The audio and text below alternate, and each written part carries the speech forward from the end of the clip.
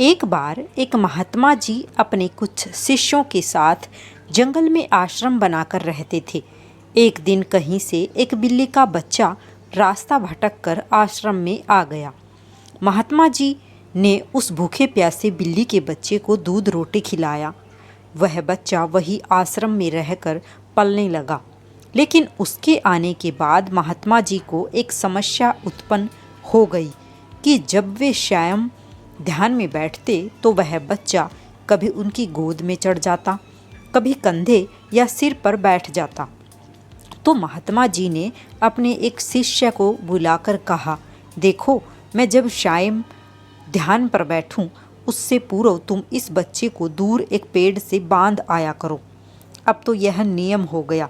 महात्मा जी के ध्यान पर बैठने से पूर्व वह बिल्ली का बच्चा पेड़ से बांधा जाने लगा। एक दिन महात्मा जी की मृत्यु हो गई तो उनका एक प्रिय काबिल शिष्य उनकी गद्दी पर बैठा। वह भी जब ध्यान पर बैठता तो उससे पूर्व बिल्ली का बच्चा पेड़ पर बांधा जाता।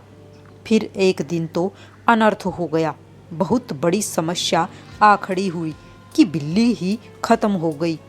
सारे शिष्यों की मीटिंग हुई। सबने विचार विमर्श किया कि बड़े महात्मा जी जब तक बिल्ली पेड़ से न बांधी जाए तब तक ध्यान पर नहीं बैठते थे।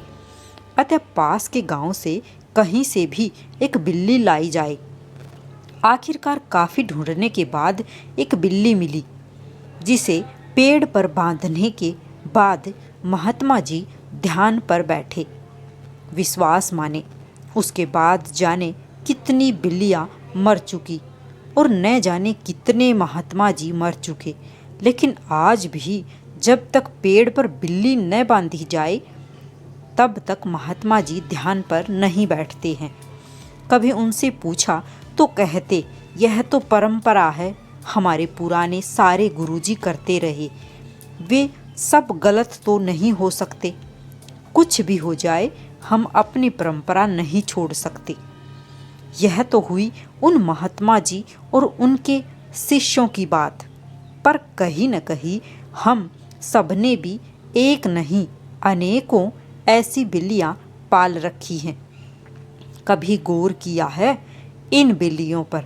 सैकड़ों वर्षों से हम सब ऐसे ही और कुछ अनजाने तथा कुछ चंद स्वार्थी तत्वों द्वारा निर्मित परंपराओं के जाल में जकड़े हुए हैं।